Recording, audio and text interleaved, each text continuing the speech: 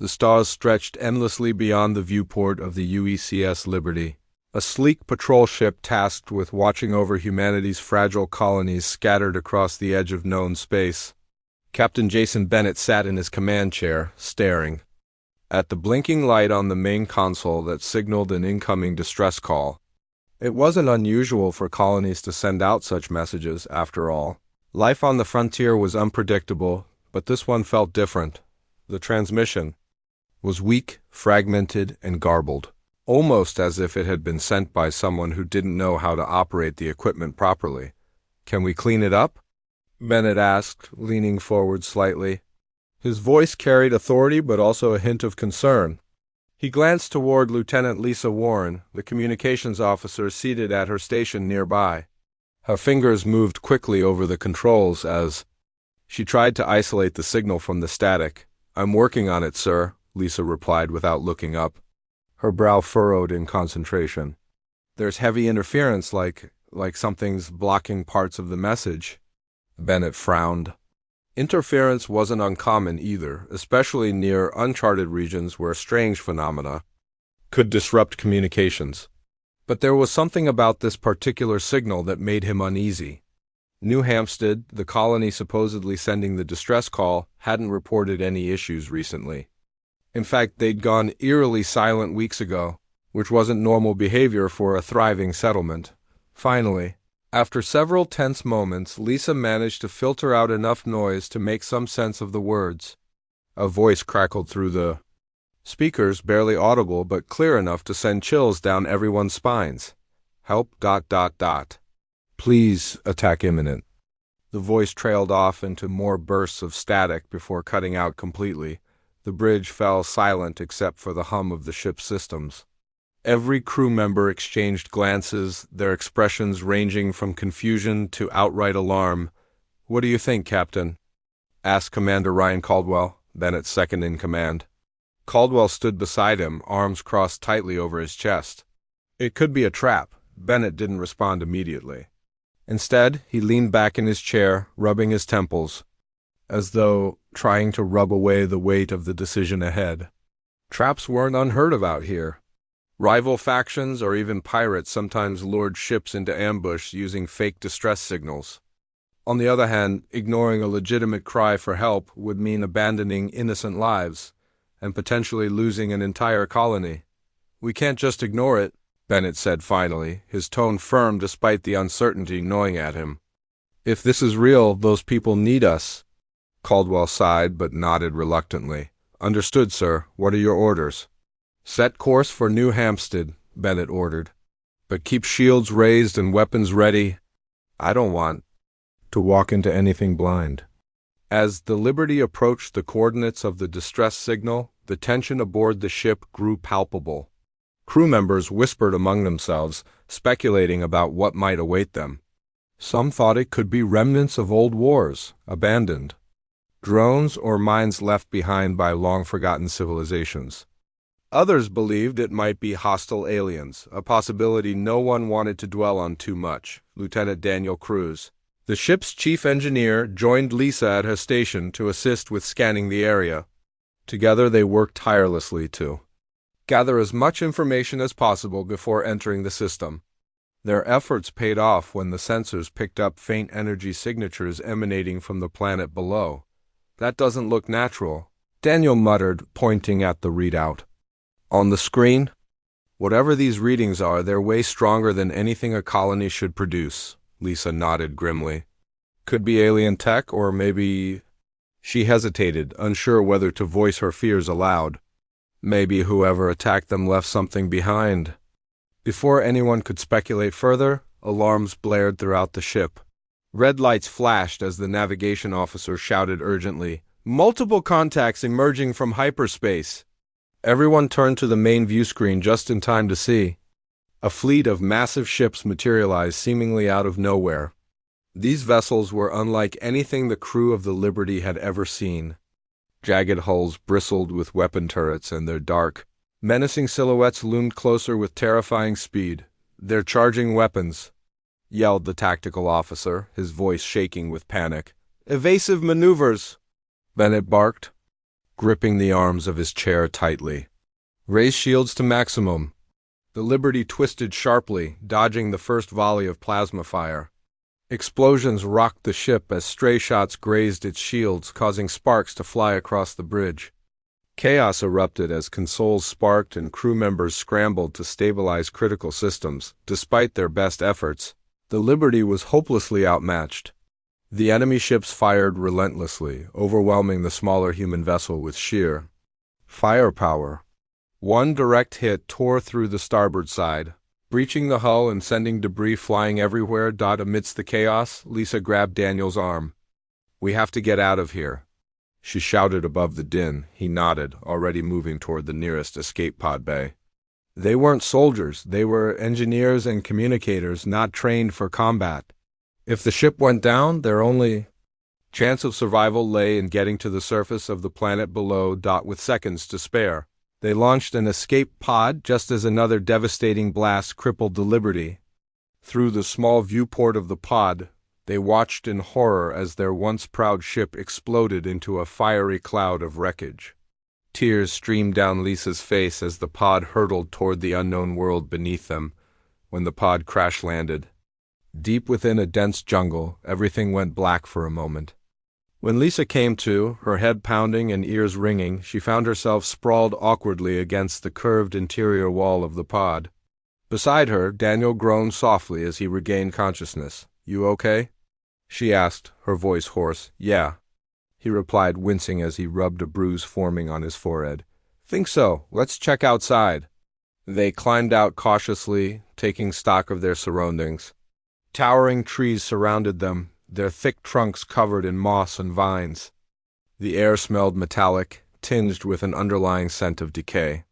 Strange sounds echoed around them, chirps, growls, and rustling noises that suggested they weren't alone. Daniel activated a handheld scanner salvaged from the pod.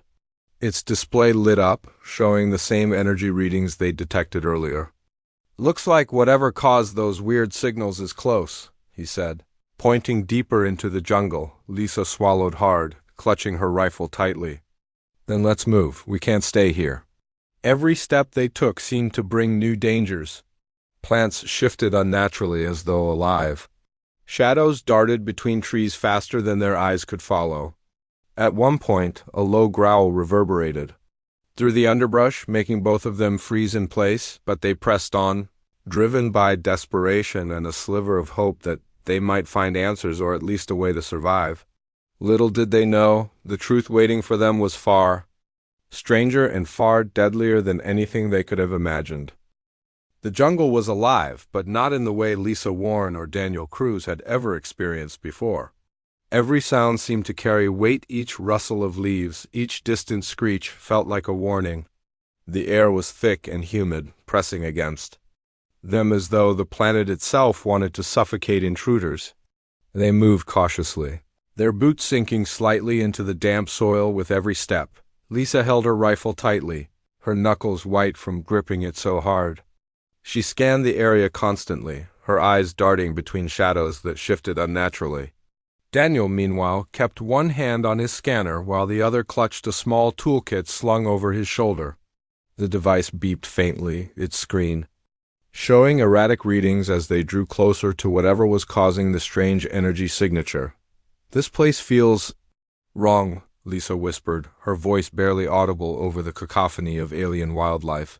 "It's like we're being watched." Daniel nodded, though he didn't look up from the scanner. "Yeah, I know. But if we want answers, we've got to keep moving. That signal isn't going to explain itself."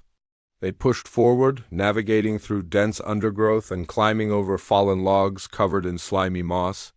The further they went, the more hostile the environment became.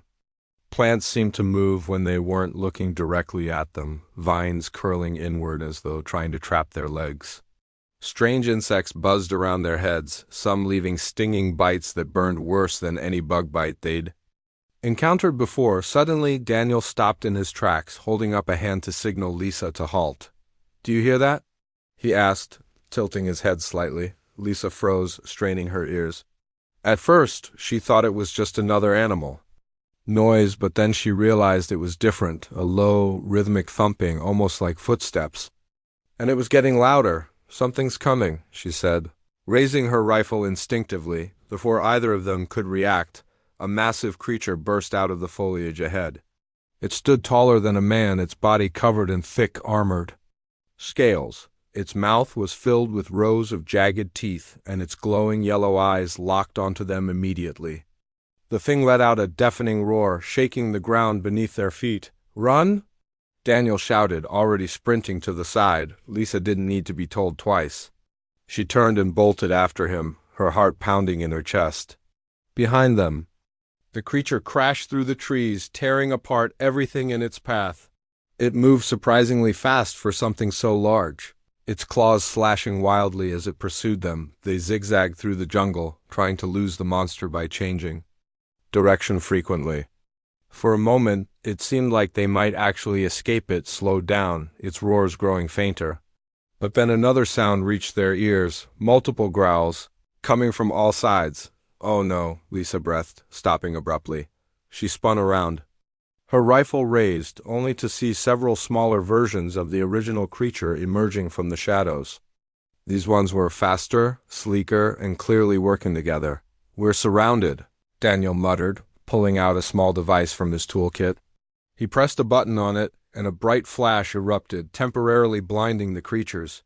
They howled in confusion, stumbling back. "Go!" Daniel yelled, grabbing Lisa's arm and dragging her forward. They ran until their lungs burned and their legs threatened to give out. Finally, they stumbled into a clearing and froze. In front of them loomed an enormous structure. Unlike anything they'd seen before, it looked ancient, its surface covered in intricate carvings that glowed faintly with an eerie blue light. The building was shaped like a pyramid, tapering upward into the sky, and its sheer size made the surrounding jungle seem insignificant. "What is this place?" Lisa asked, her voice trembling. "No idea," Daniel replied, catching his breath. "But I'm guessing it has something to do with that energy signal." Inside the structure, the air was cooler and carried a metallic tang. The walls hummed softly, as though alive with power. As they ventured deeper, they found remnants of what appeared to be human activity, but not recent. Bodies lay scattered across the floor, their poses unnatural, as if they'd been arranged deliberately. Some were missing limbs. Others had strange symbols carved into their skin. Lisa gagged but forced herself to stay focused. "This must be what's left of the colony," she said quietly. "But why would anyone do this?" Daniel didn't answer. Instead, he approached a console embedded in the wall. Unlike the rest of the structure, the console still emitted a faint glow, indicating it was operational. Using tools from his kit, he managed to interface with it, bypassing layers of alien security protocols. After a few tense minutes, the screen flickered to life. A recording began playing, showing a humanoid figure speaking in a language neither of them understood. Subtitles appeared below, translating the message into broken English. "To those who find this," the figure began, its tone grave, "we are the Zalari. This world belongs to us, and we have long since abandoned it. Beware, the Deathworlders are coming. They interpret communication as aggression. You have been used as bait." Lisa felt a chill run down her spine. "Used as bait? What does that mean?" "It means the distress call wasn't sent by humans," Daniel said grimly. "It was intercepted by these Zalari guys and retransmitted to lure the Deathworlders here." Lisa's mind raced. "So the attack on our ship, it wasn't random. We walked right into a trap." Before they could process the full implications of the message, the ground shook violently. Dust rained down from the ceiling as the structure groaned under some unseen force. Outside, loud crashes echoed through the jungle, followed by the unmistakable sound of engines roaring overhead. "They're here," Lisa whispered, panic rising in her voice. "The Deathworlders." Daniel glanced around frantically, searching for another way out. "We need to send a warning to Earth Command to anyone who can hear us." He quickly rigged together a makeshift transmitter using parts from his toolkit and the alien console. Lisa helped him stabilize the connection, her hands trembling as she adjusted dials and switches. After several agonizing attempts, they finally managed to broadcast a partial message. This is Lieutenant Lisa Warren of the UECS Liberty, she said urgently. New Hampstead has been destroyed. Repeat, New Hampstead has been destroyed. Alien forces, her words were cut off as the entrance to the chamber exploded inward, sending shards of debris flying everywhere. Through the dust, shadowy figures emerged, humanoid, but grotesquely muscular, with elongated limbs and razor-sharp claws. Their eyes glowed red and their mouths twisted into snarling grins. "Run!"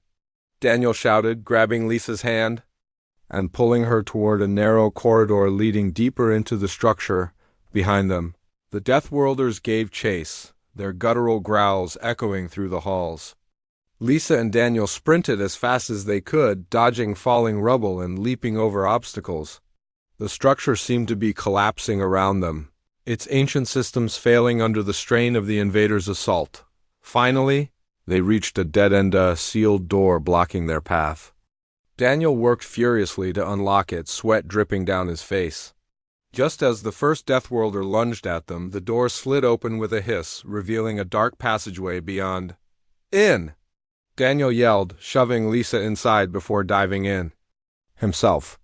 The door slammed shut behind them, sealing them off from their pursuers. For now, gasping for air, they leaned against the cold metal walls, listening to the muffled sounds of destruction outside.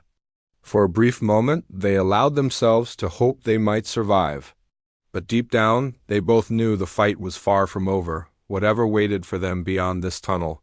One thing was certain: humanity had just become part of a war older than the stars themselves.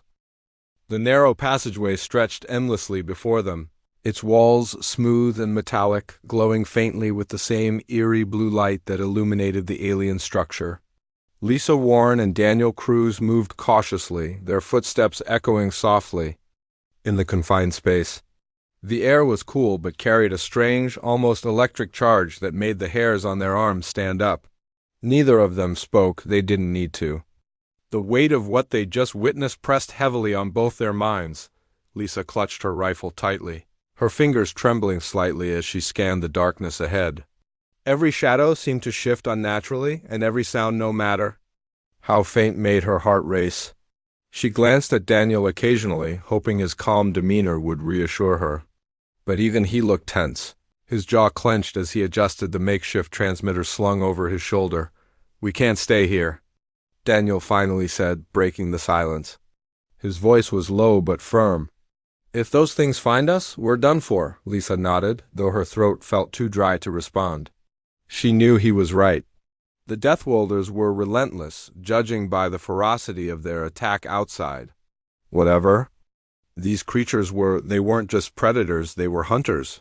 Driven by instincts far beyond human understanding, they pressed forward, following the dimly lit corridor until it opened into a larger chamber.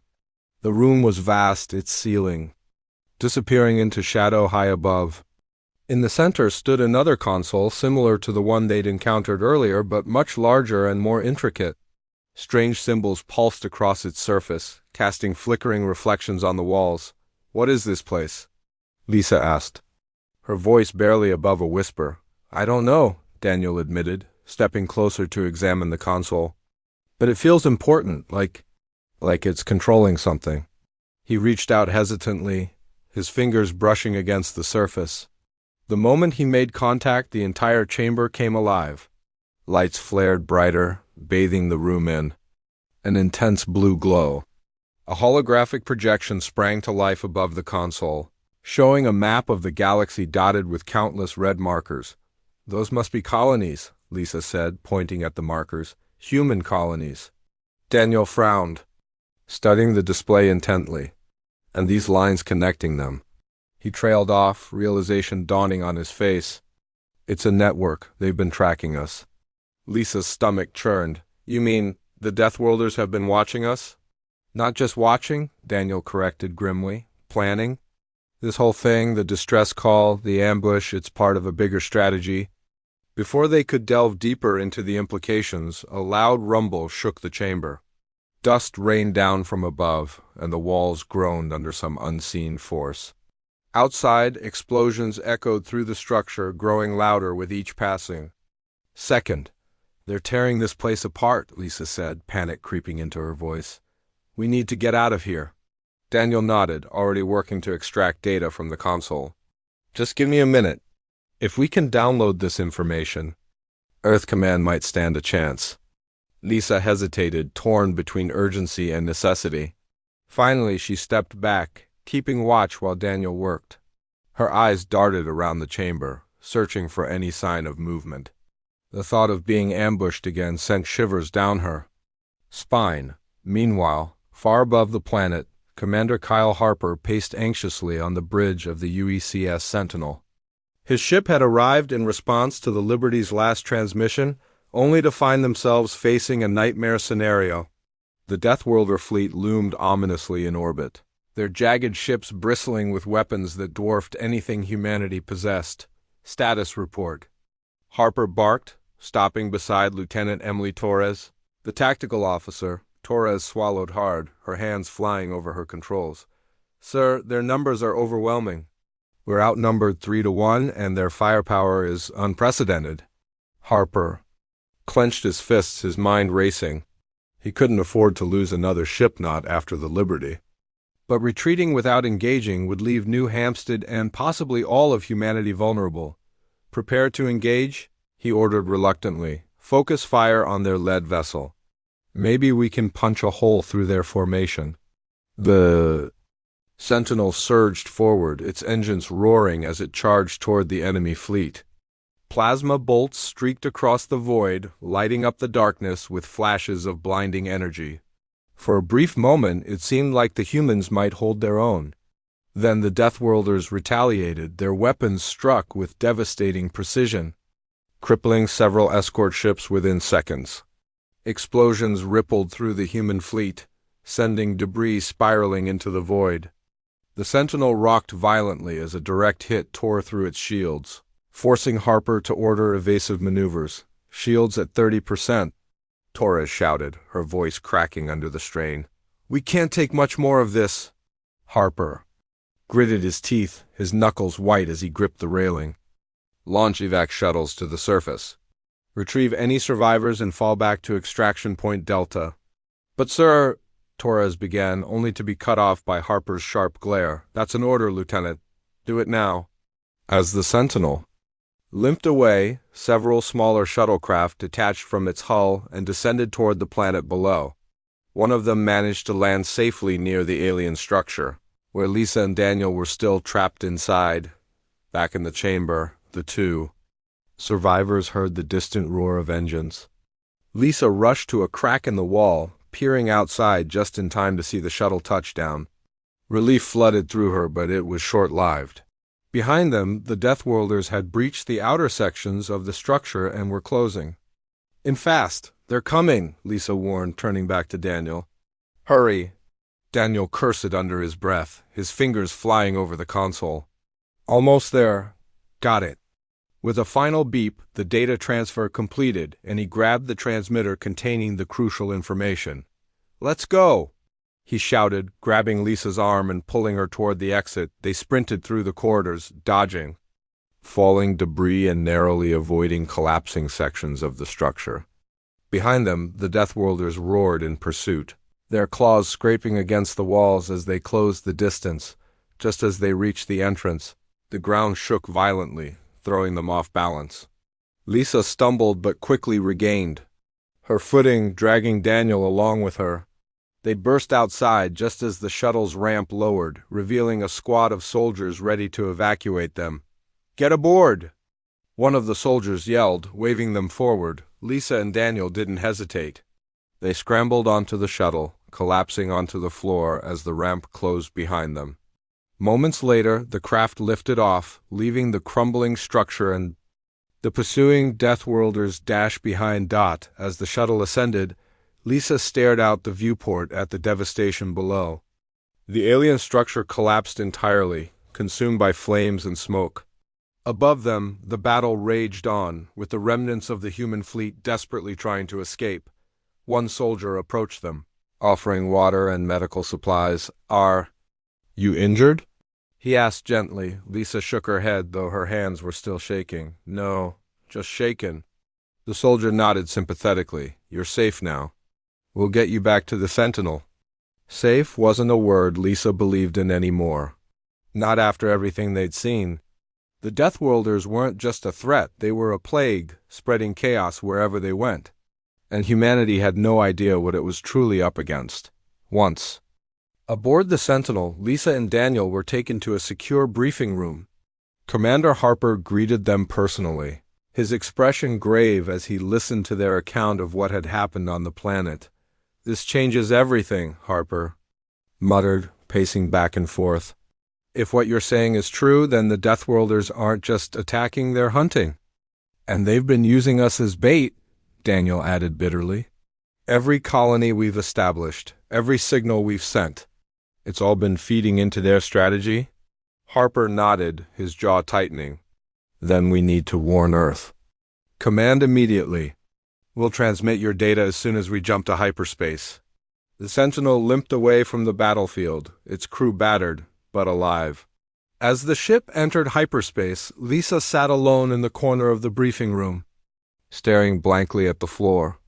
She replayed the events of the past hours in her mind, unable to shake the feeling that they'd only delayed the inevitable dot in the end. The truth was clear. Humanity wasn't ready for what lay ahead. The galaxy was vast and unforgiving, and the Deathworlders were just the beginning. The UECS Sentinel hurtled through hyperspace, its battered hull groaning under the strain of the journey. The ship's crew worked tirelessly to repair critical systems, but the damage was extensive. Panels flickered unpredictably, and sparks occasionally shot out from exposed wiring. Despite the chaos, everyone moved with purpose, knowing their survival depended on keeping the ship operational. In the medical bay, Lisa Warren sat on a cot staring at her hands. They were still trembling slightly, though she wasn't sure if it was from exhaustion or fear. A medic had patched up a few cuts and bruises she'd sustained during their escape, but no amount of bandages could heal the emotional scars. She replayed the events on New Hampstead over and over in her mind. The ambush, the alien structure, the relentless Deathworlders. Each memory felt heavier than the last. Daniel Cruz entered the room, carrying a tray of food. He handed it to Lisa without saying a word, understanding that she needed space more than conversation.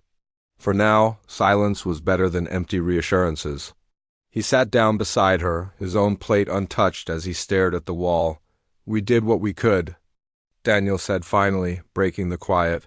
His voice was soft but carried a note of determination. We got the data. Earth Command will know what's coming. Lisa nodded slowly, though doubt lingered in her eyes. Do you really think they'll believe us? Even after everything we've seen? They have to, Daniel replied firmly. If they don't prepare, humanity won't stand a chance. Commander Kyle Harper stood in the ship's main briefing room, reviewing the information Lisa and Daniel had retrieved from the alien structure. The holographic display showed the same map they'd seen earlier, but now it included additional details, patterns of movement, attack vectors, and potential targets. Each red marker represented a human colony, many of which were already marked, with ominous black X's. This is bad, Harper muttered under his breath, rubbing his temples. He turned to Lieutenant Emily Torres, who was standing nearby. How long until we reach the nearest relay station? 12 hours, sir, Torres replied, her tone clipped. But even then, there's no guarantee the message will get through. The Deathworlders might already be jamming communications. Harper clenched his fists, frustration bubbling beneath the surface. We can't afford delays. Every second counts. Torres hesitated before speaking again. Sir, what happens? If they intercept the transmission? Won't that just draw them closer? It's a risk we have to take, Harper said grimly. If we don't warn the colonies, they'll be slaughtered without warning. At least this way, they'll have a fighting chance. Back in the medical bay, Lisa and Daniel joined a small group of survivors who had been rescued from the planet's surface. Most were civilians, farmers, engineers, and teachers who had been living peacefully on New Hampstead until the attack. Now, they huddled together, their faces pale and haunted. Some cried silently, while others stared blankly into space. Unable to process the horrors they'd witnessed, one man approached Lisa. his hands shaking as he held out a tattered photograph. "My family," he whispered, his voice cracking. "I don't know if they made it." Lisa took the photo gently, recognizing the faces from the bodies they'd found inside the alien structure. She didn't say anything, unsure how to respond. Instead, she handed the picture back and placed a comforting hand on his shoulder. Words felt meaningless in the face of such loss. Daniel watched the exchange from a distance, his jaw tightening. He wanted to help, to offer some kind of hope, but he knew there was nothing he could say that would ease their pain. All he could do was keep moving forward and make sure their sacrifice wasn't in vain.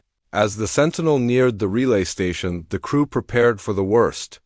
Tactical officers manned their stations, ready to engage any enemy ships that might be lying in wait. Engineers worked double shifts to reinforce the ship's defenses, patching holes and rerouting power to critical systems. Everyone understood the stakes. If the Deathworlders intercepted them here, there would be no escape. Finally, the relay station came into view, a small, unassuming outpost floating in the void. It looked abandoned, its exterior scarred by micrometeorite impacts and years of neglect. But appearances could be deceiving, and the crew approached cautiously. "Scan for life signs," Harper ordered, his eyes fixed on the view screen. "No readings." "Sir," Torres reported after a moment, "looks like it's deserted." "Good," Harper said, exhaling sharply. "Prepare to dock. We'll transmit the data manually to minimize the risk of interception." A team led by Lieutenant Marcus Cole boarded the station, carrying portable transmitters loaded with the crucial information. Inside, the air was stale and cold, and the walls were covered in layers of dust. The equipment was outdated but functional, and Cole quickly set up a secure connection to Earth Command. "Transmission initiated," Cole said into his comms. "Estimated time to completion, 10 minutes. Harper nodded, though tension radiated off him. 10 minutes felt like an eternity when every second counted. Back aboard the Sentinel, the crew monitored the surrounding area closely, scanning for any sign of incoming threats. 5 minutes passed without incident. Then 6, 7, suddenly alarms blared throughout the ship. Red lights flashed as the sensors detected multiple contacts emerging from hyperspace. "Incoming!" Torres shouted, her voice rising with panic. "Deathworlder fleet bearing 030. "Harper!" cursed under his breath. "Cole, how much longer?" 3 minutes, sir," Cole replied urgently. "We're not going to make it. Keep transmitting." Harper barked. "Everyone else, prepare for battle." The Sentinel surged forward, positioning itself between the relay station and the approaching enemy fleet. Plasma bolts streaked across the void as the Deathworlders opened fire, their weapons tearing through the ship's already weakened shields. "Shields at 20%, Torres yelled, her hands flying over her controls. "We can't hold them off for long." Harper clenched his fists, his mind racing. Sacrificing the Sentinel might buy enough time for the transmission to complete, but it would mean abandoning the crew to certain death. "Sir, we've got confirmation." Cole's voice crackled over the comms. "Data has been transmitted successfully." Relief washed over Harper, though it was short-lived. "Fall back to extraction point Delta. All hands prepare to evacuate." The shuttlecraft launched from the Sentinel's hangar bay, carrying as many crew members as possible. Lisa and Daniel were among the last to board, their hearts pounding as explosions rocked the ship around them. Through the viewport they watched the Sentinel take hit after hit, its once proud frame reduced to a burning wreck. Just as the final shuttle detached, the Deathworlders unleashed a devastating salvo, obliterating the Sentinel entirely. Debris spiraled into the void, marking the end of another human vessel. Back aboard the UECS Guardian, a larger warship sent to retrieve the survivors, Commander Harper addressed the crew. His face was lined with exhaustion, but his voice remained steady. "We lost good people today," he began, his gaze sweeping across the room. "But thanks to their bravery, Earth Command now knows the truth. Humanity has been given a fighting chance." Lisa listened quietly, her thoughts drifting to the faces of those they'd left behind. She wondered if anyone would remember them, or if history would simply record them as casualties in a war they hadn't asked for. Later that night, She and Daniel sat together in the mess hall, staring at cups of lukewarm coffee. Neither spoke. The weight of their experiences hanging heavy between them. What happens now? Lisa asked finally, breaking the silence. Daniel sighed, leaning back in his chair. Now we wait and hope that Earth Command listens. Lisa nodded slowly, though doubt lingered in her eyes. Hope was fragile, especially in the face of such overwhelming odds. But for now, it was all they had. Outside, the stars stretched endlessly, indifferent to the struggles of the tiny beings who dared to call them home. Somewhere among them, the Deathworlders continued their hunt, unaware or perhaps uncaring that humanity was preparing to fight back, and so the stage was set for a conflict unlike any other, a battle for survival against an enemy that saw humanity not as equals, but as prey. The UECS Guardian limped through the void, its engines straining to carry the survivors back toward Earth-controlled space.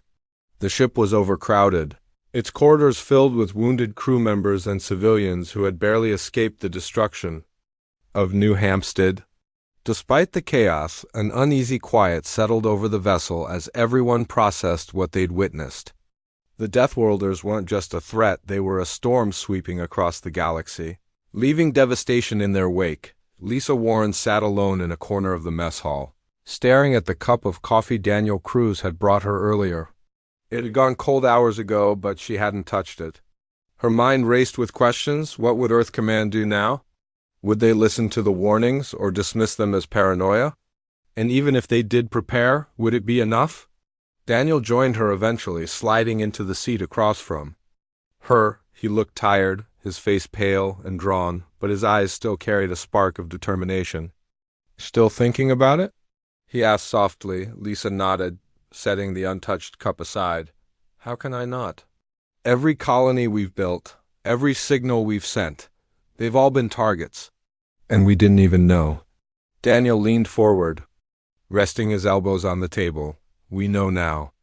That's what matters. Humanity has a chance to fight back, but is it enough? Lisa countered, her voice tinged with frustration. The Deathworlders are brutal, relentless. They don't negotiate. They don't stop. How do you fight something like that? We adapt, Daniel said firmly. We find their weaknesses. We use what we've learned to turn the tables. Lisa wanted to believe him, but doubt gnawed at her.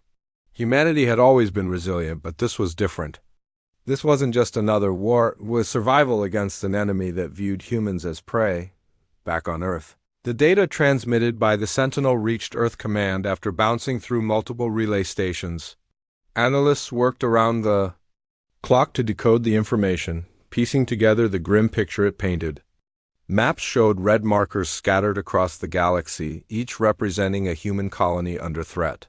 Some colonies had already been wiped out, their populations erased without warning. Others were marked as potential targets, with Deathworlder fleets moving steadily closer. General Rachel Hayes stood in the command center, her expression grim as she reviewed the findings.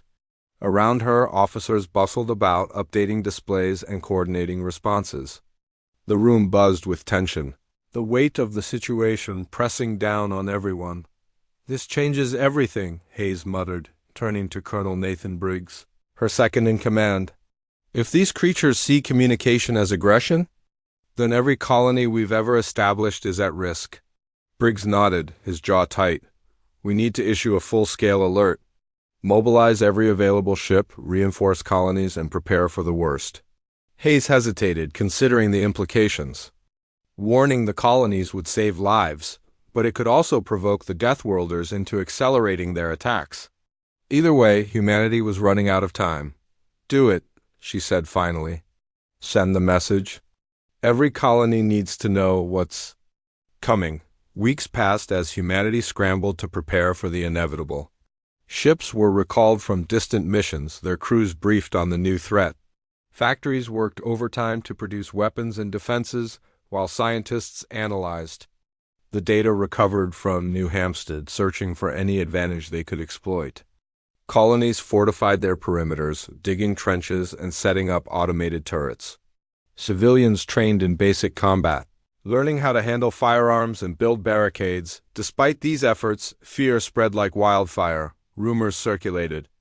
about the Deathworlder's origins and motives, each story more terrifying than the last.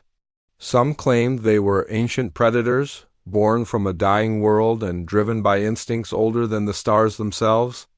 Others whispered that they were part of a larger galactic conflict, one humanity had unwittingly stumbled into amidst the panic. Lisa and Daniel found themselves stationed at Earth Command, working alongside intelligence analysts to interpret the alien data. Their first-hand experience made them invaluable, though neither enjoyed reliving the horrors they'd faced. Late nights became the norm as they pored over schematics and recordings, searching for patterns or vulnerabilities. One evening, Daniel called Lisa over to his workstation, excitement flickering in his eyes. "Look at this," he said, pointing at a set of symbols on the screen. "These markings appear near every colony that's been attacked. I think there's some kind of beacon." Lisa studied the symbols carefully, her brow furrowing. Beacon? You mean like a signal?" "Exactly," Daniel replied. "The Deathworlders aren't just attacking randomly. They're drawn to specific frequencies, probably triggered by our communications." Lisa's heart sank. "So every time we send a message, we're basically ringing a dinner bell." Daniel nodded grimly. "Which means we need to rethink how we communicate. Maybe switch to encrypted bursts or low-frequency signals they can't detect." Lisa sighed, rubbing her temples. "Even then, it might not be enough. If they're already tracking us, switching frequencies won't stop them." "No," Daniel admitted, "but it'll buy us time. And right now, time is the most valuable thing we have." As days turned into weeks, reports began filtering in from other frontier systems. Distress calls echoed across the stars, followed by silence. Entire colonies vanished overnight, their fates unknown. Each report added to the growing sense of dread. Confirming the analysts' worst fears, the Deathworlders were moving methodically, targeting humanity one settlement at a time. Back at Earth Command, General Hayes convened an emergency meeting with her top advisors. The room was tense, the air thick with urgency. "We can't keep reacting," Hayes said, slamming her fist on the table. "We need to take the fight to them." Colonel Briggs frowned, leaning forward. "With respect, General, we're not ready. Our ships are outnumbered, and we don't know enough about their tactics to mount an effective counterattack." "Then we learn," Hayes snapped. "Every battle teaches us something. Every loss brings us closer to understanding them." Briggs hesitated before nodding reluctantly. "Understood, ma'am. What's the plan?" Hayes stood, pacing slowly as she spoke. "We focus our forces on key locations, colonies large enough to defend, but small enough to evacuate quickly. Use them as bait to draw the Deathworlders into traps. Hit them hard, hit them fast, and retreat before they regroup." "It's risky," Briggs warned. "If we fail, we lose entire populations. And if we don't try, we lose everything," Hayes countered sharply. "Humanity doesn't get to survive by playing it safe." On the front lines, the first engagements began. Human ships lured Deathworlder fleets into ambush, using superior speed and agility to strike where they were weakest. The battles were brutal, with heavy losses on both sides, but humanity began to gain ground. Slowly, painfully they started to understand their enemy, their movements, their weaknesses, their ferocity. Lisa and Daniel watched the reports come in, their hearts swelling with pride and sorrow. Pride because humanity was fighting back, proving it wouldn't go quietly into the night. Sorrow because so many lives had been lost in the process. One evening, as they sat together in the dimly lit briefing room, Lisa turned to Daniel with a question that had been weighing on her mind. "Do you think we'll win?" Daniel paused, considering his answer carefully. "I don't know. But I do know this: we've survived worse. Humanity has always found a way to adapt, to overcome. And as long as we keep fighting, there's hope." Lisa smiled faintly, though her eyes remained troubled. Hope was fragile, especially in the face of such overwhelming odds. But for now, it was enough. Outside, the stars stretched endlessly, indifferent to the struggles of the tiny beings who dared to call them home. Somewhere among them, the Deathworlders continued their hunt, unaware or perhaps uncaring that humanity was no longer backing down, and so The stage was set for a conflict unlike any other, a battle for survival against an enemy that saw humanity not as equals but as prey. The outcome was uncertain, but one thing was clear: humanity would not go extinct without a fight.